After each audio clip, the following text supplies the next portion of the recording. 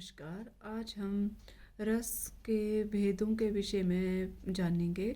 जैसे प्रश्न पत्रों में ये पूछा जाता है कि जो श्रृंगार रस है उसका स्थायी भाव क्या है। इसी तरह से अन्य रसों का भी वर्णन होता है। कई बार ये भी प्रश्न पूछा जाता है कि उक्त रस का वर्ण कौन सा है या इसमें देवता कौन सा है। तो आइए हम आज जानते हैं कि संस्कृत भाषा में जो रस भेद और निरूपण चक्कर है वो किस तरह से चलता है। तो इसके विषय में हम जानते हैं। जो संस्कृत भाषा में रस हैं वो है नौ रस माने हैं मुख्य रूप से। पहला है श्रृंगार, दूसरा हास्य, तीसरा है करुण रस, चौथा है रौद्र रस, पांचवा वीर रस, छठा भयानक रस, सातवां विभत्स रस, आठवां अद्भुत रस और नवम है शांत रस। आइए अब इनके स्थायी भाव के विषय में जानते हैं। जो श्रृंगार रस है उसका स्थायी भाव है रति, हास्य का स्थायी भाव है हास, करुण का स्थायी भाव है शोक, रौद्र का स्थायी भाव है क्रोध, वीर का स्थायी भाव है उत्साह, भयानक का स्थायी भाव भय, विभत्स का स्थायी भाव है जुगुप्सा, अद्भुत का स्थायी भाव है विस्मय और शांत का स्थायी भाव है शम अथवा निर्वेद।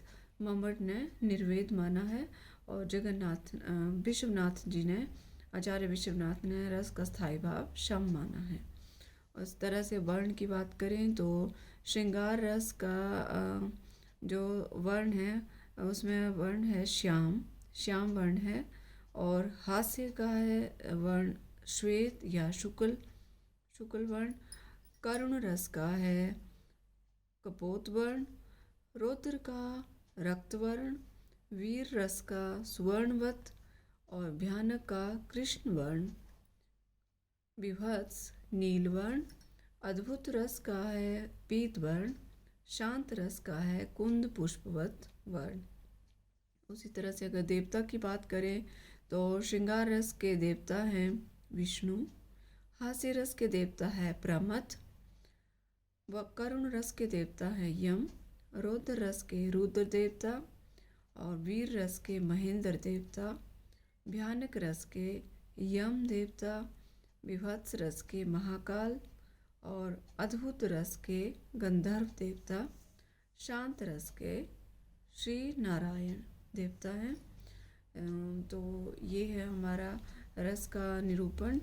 और उम्मीद है एक छोटा सा वीडियो बना के मैंने आपको इस विषय में जानकारी उपलब्ध कराने का प्रयास किया है। मेरा चैनल लाइक शेयर और सब्सक्राइब करना ना भूलें। धन्यवाद।